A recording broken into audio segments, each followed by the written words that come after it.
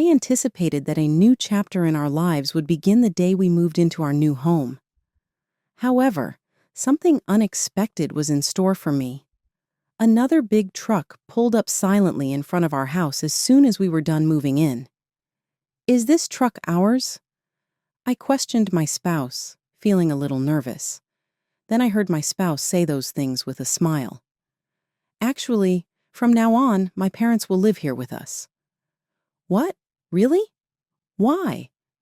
I was so surprised that I couldn't find the words to respond. My in-laws went further and said, "If you oppose, we don't need such a daughter-in-law. You can't even show respect for us."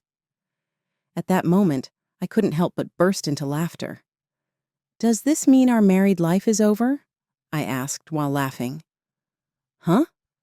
My husband looked confused. This was the moment I realized, just after moving into our new house, that there was a big gap between me, my husband, and my in-laws. I'm Samantha, a housewife in my 30s. I've been married to Victor for 5 years, and we have a lovely 4-year-old son. Initially, I quit my job to focus on the family. But now that our son is a bit older, I've started working again full-time on weekdays. When I first met Victor, he was very kind and a bit laid back, which I found charming. Above all, I was moved by how he always put me first, which led me to decide on marriage. However, over time, some issues emerged between me and Victor's family. They cared too much about appearances, prioritizing their reputation over others' feelings. This was especially evident during our wedding preparations. They insisted on a grand ceremony, saying, "It's the eldest son's wedding, so it must be grand." I wanted a small, intimate celebration with close friends and family, but my in-laws wouldn't allow it. They argued that a modest wedding would be embarrassing and tarnish the family's honor. Victor's family is not particularly prestigious. His father is just a retired office worker, and his mother is a stay-at-home wife. Their home is just a rental, not fancy at all. Yet, they placed great importance on how they were perceived externally. They eventually declared they would cover the ceremony costs and unilaterally booked a familiar venue. To avoid premarital conflicts, I reluctantly agreed to their plan, only to later realize it had placed a significant burden on my family. The groom's side, my in-laws, only covered their expenses, leaving my family to bear the rest. During childbirth, the words my mother-in-law uttered while I was in labor painfully highlighted their values. "The baby isn't born yet?" I rushed over thinking I'd meet them already. This is a bit boring. Maybe I'll have some coffee while waiting." She casually complained beside my hospital bed while I was in pain. My mother-in-law relaxed as if she were at a tea party. "Samantha, are you listening?" She casually spoke to me, completely indifferent to my pain. Even then, Victor was just an onlooker. He could have shown a bit more consideration. I was once attracted to his laid-back nature, but now it just seemed like insensitivity. Perhaps, for him, his parents' behavior was completely normal. This insensitivity continued after our son was born. Immediately after our son's birth, his parents, calling it a celebration, held a late-night party at our home. They demanded snacks and drinks. Even when our son cried, no one made an effort to soothe him. That's why I kept a distance from my in-laws, maintaining only minimal contact. However, there came a time when we inevitably had to engage closely with them. We, a family of 3, were living comfortably in a rented apartment. But as our son grew, we started considering buying a house. Building a house is not just a decision. It's a major undertaking. It starts with finding land, selecting a construction company, and involves countless meetings, right down to the details of the interior. Both of us were working on weekdays, so the meetings for the house were concentrated on weekends. Since it was challenging to take our son to long meetings, we often left him with my parents. But the day before our next meeting, my mother called to say she caught a cold and couldn't take care of him to avoid passing it on. When I discussed it with Victor, he suggested, Why don't we leave him with my parents for a change? I was reluctant to rely on my in-laws, but Victor didn't wait for my response and called them, saying, "Can we ask you to take care of him for a day? Don't worry, it's just for one day. We'll bring a souvenir." Despite my apologies for the sudden request, Victor assured me, "It's fine. They'll just look after him for a day," and ended the call. That moment planted a seed of anxiety in me. The next morning, we took our son to my in-laws and headed to our meeting. We bought sweets on the way back for them, appreciative yet eager to leave. As anticipated, my in-laws detained us, inquiring excitedly about the house. "Are you building a single or two-story house? Perhaps one of those trendy garage houses? Are you getting a system kitchen? It must make cooking so convenient for the younger generation. I'd probably cook more if I had one." My mother-in-law joined in with interest. Victor responded, "Samantha decided on the kitchen since I don't cook." Hearing this, my mother-in-law expressed a longing wish to try out the new kitchen. Trying to maintain a pleasant atmosphere, I suggested, "Why don't you consider updating your kitchen too?" However, she replied, "We don't have the money for that. If you're offering, I'd love a renovation." Victor casually said, "Once our house is built, come over. You can even try the kitchen. The kitchen is like a sanctuary to me, and the thought of others using it felt intrusive." After enduring more house-related questions, we were finally freed. 2 hours later, on the way home, I shared my concerns with Victor. "Your parents seem very interested in our house, but they're not planning to live with us, right?" He reassured, "No, the house is for our family, and the kitchen is for you to use however you like." Trusting his words, I calmed down. Since then, my in-laws became more involved in our house planning, offering to watch our son during meetings and suggesting various design ideas. "Show me the blueprint. Let me give you some advice," my father-in-law would say, inquiring about the bathroom and living room sizes. He even advised on future-proofing the house. "It's good to have handrails at the entrance for when you're moving things around." My mother-in-law suggested a guest room would be calming and inquired about the kitchen sink height. "Too high, and it'll be hard to cook if you hurt your back." Their involvement grew with advice on even the tiniest details. When I explained about the height of the sink, my mother-in-law immediately remarked, "This is a bit inconvenient for me to use." She advised it would be better if it were a bit lower. "It doesn't suit my height," to which I inadvertently responded, "I designed it to be most convenient for me." Hearing this, my father-in-law joined in, asserting, "The house isn't just for you alone. Victor will use it too, so it needs to be convenient for everyone." Though he said it's for everyone, I couldn't help but think, do I have to change everything just for the occasional visits of my in-laws? I glanced at Victor for support, but he just silently nodded. I began to wonder, for whom are we really building this house? With such exchanges recurring, my spirit wore down.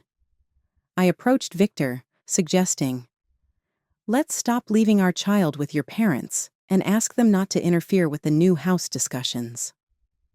However, Victor didn't see my point, saying, "They are doing us a favor when they look after our son. What's the big deal if they give some input? Aren't you overreacting?" I pressed further, "But don't you think your parents are pushing their opinions too much? Are they planning to live with us?"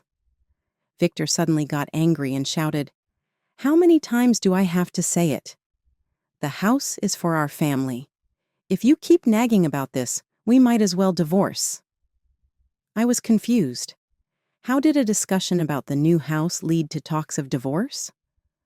From then on, Victor started to threaten divorce over trivial matters. On another day, my in-laws visited and reignited the conversation about the new house. "Shouldn't we rethink the location of the bathroom?" my father-in-law suggested. My mother-in-law agreed. "Yes, This way would be more convenient. Victor was ready to call for changes aligning with their opinion when I firmly stated, "This part is already decided." My father-in-law became irritated. "It's not your place to speak.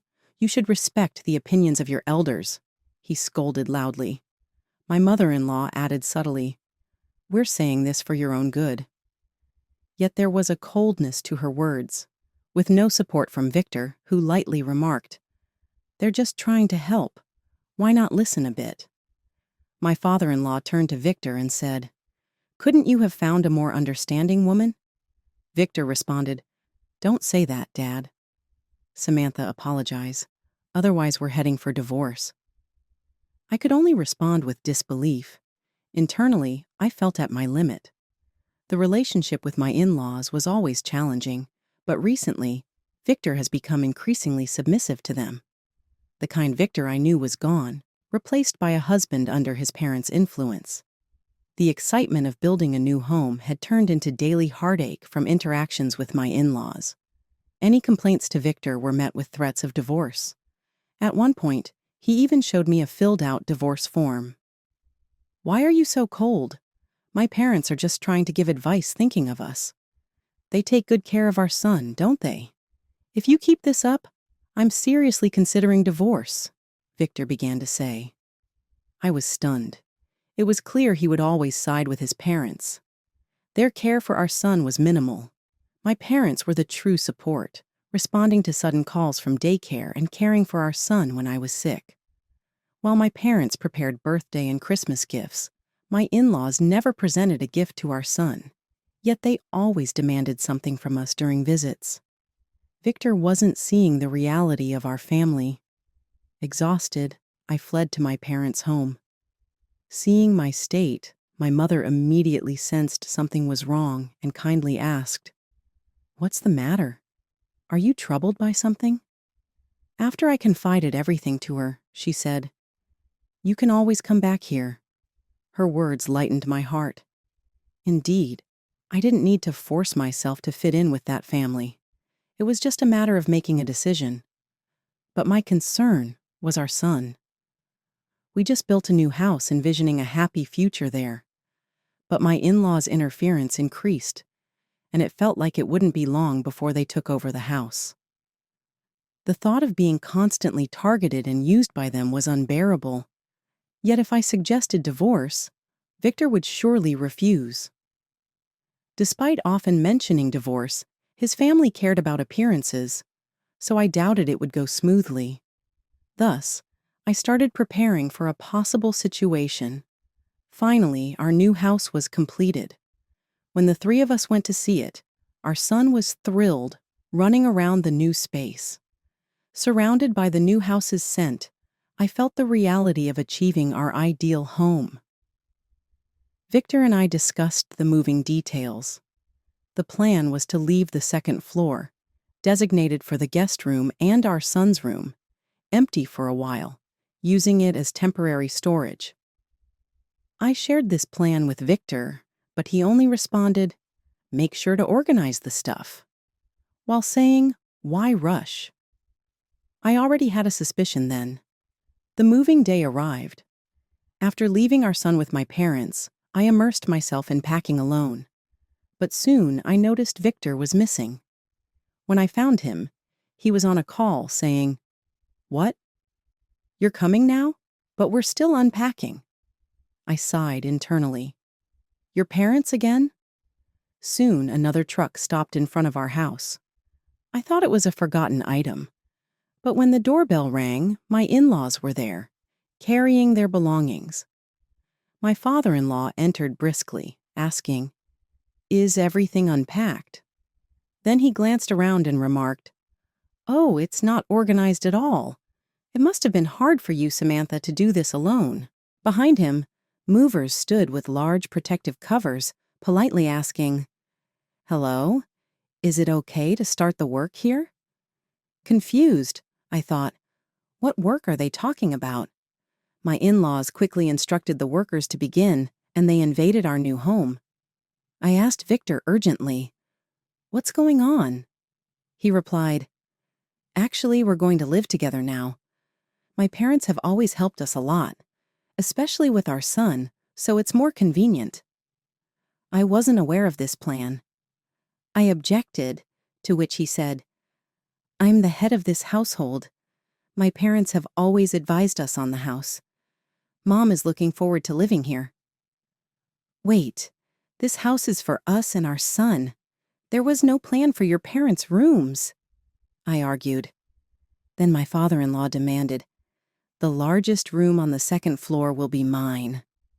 My mother-in-law added, and the room next to it will be mine. I wonder if the curtains I measured will fit. In confusion, I asked Victor, isn't this the first time your parents are visiting our house? He revealed, no, they had been here before the viewing. Why? I inquired. He replied, they wanted to see the house first, so I gave them the keys. At that moment, anger surged within me. I couldn't believe that my in-laws had inspected the house we put our hearts into and even decided on their rooms without us. Why didn't you consult me? This is our family's home. I can't accept that our son's room will be taken away, I strongly protested to Victor. He retorted, we won't use his room or the guest room right away, right? The guest room is for when someone visits, isn't it? So what's the difference if my parents use it? He continued. Didn't we agree to live with family? That family includes my parents. Was I deceived? I asked in shock. Victor firmly stated, you're the one who was mistaken. I'm the head of the house, so no complaining. Then my in-laws chimed in, what's wrong with her? Is it such a problem for us to live together? Quite presumptuous for a daughter-in-law. My father-in-law criticized, it's natural for children to take care of their parents, isn't it? You're part of our family, so it's natural for you to take care of us. My mother-in-law added, but we built this house for our family to live in. Even the kitchen was designed for me to use, I countered. You will do the housework, right? So there's no problem, my mother-in-law stated. A daughter-in-law doing household chores is only natural, my father-in-law added.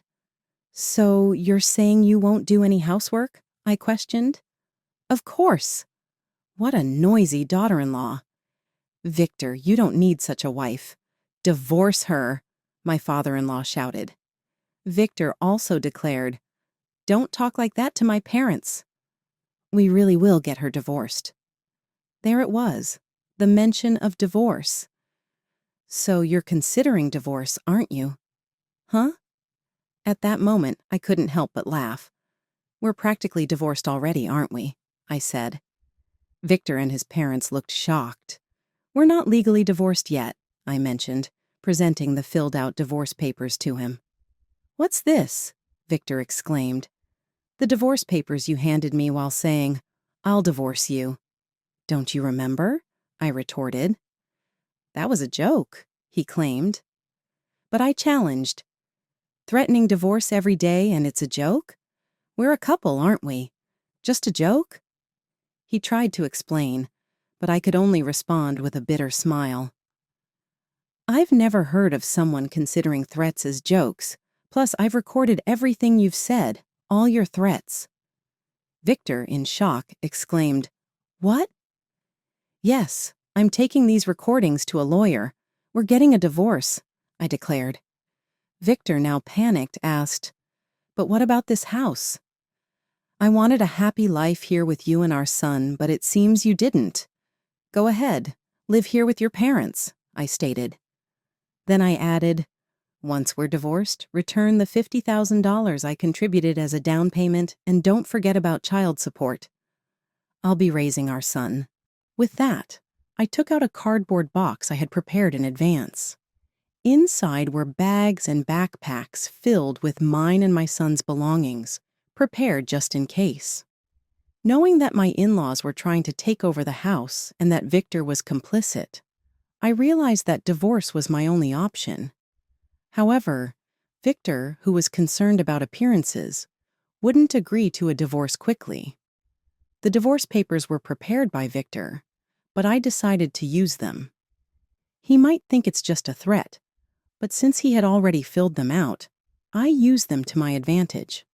However, I had to confirm his intent to divorce to avoid the divorce being invalidated. So I also made recordings.